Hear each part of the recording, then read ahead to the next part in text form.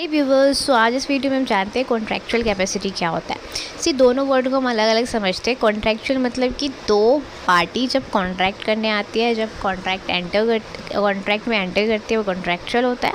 और कैपेसिटी यानी कि एबिलिटी, कि अगर हम दोनों को मिक्सअप करके समझें तो कौन कौन ऐसे लोग हैं जो कॉन्ट्रैक्ट में एंटर हो सकते हैं, कॉन्ट्रैक्ट में आ सकते हैं।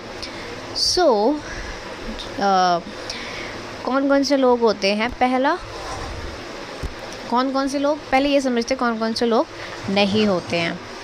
पहला, माइनर, यानी कि 18 से कम एज का जो पर्सन है वो कॉन्ट्रैक्ट में नहीं आ सकता है, ठीक है, क्योंकि वो एक माइनर होता है। सेकेंड, इफ़ ही और she disqualified by the law, तो वो पर्सन भी कॉन्ट्रैक्ट नहीं कर सकता है। थर्ड, इफ़ कोई इंसान इंसॉल्वेंट या बैंकरप्सी डिक्लेयर होता है तो उसके साथ भी कॉन्ट्रैक्ट नहीं कर सकते according to Indian Contract Act. And 14,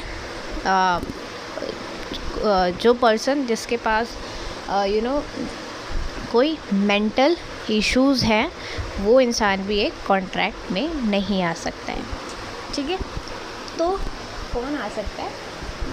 एक 18+ एज का पर्सन आ सकता है, जिसकी मेंटल हेल्थ ठीक है, वो आ सकता है। और जो डिस्क्वालीफाइड नहीं है और बैंकरप्सी भी नहीं है, वो पर्सन हमारे कॉन्ट्रैक्ट में आ सकते हैं।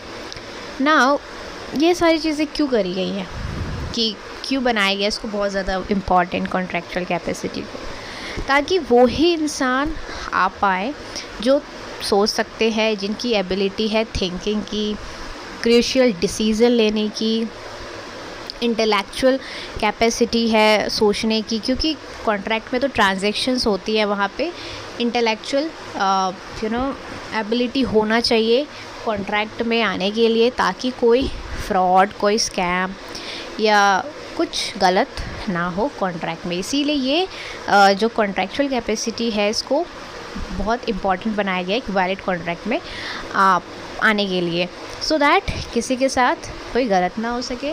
और कोई अगर एक माइनर के साथ कॉन्ट्रैक्ट करता है तो वो एक वॉइड एब इनिशियो होता है, यानी कि वो कॉन्ट्रैक्ट कभी से वैलिड ही नहीं था, वो स्टार्टिंग से ही वॉइड था, यानी कि नॉट इन्फोर्सेबल बाय लॉ था।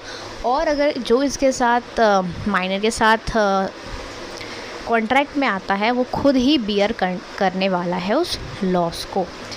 So this is all about contractual capacity in very few words.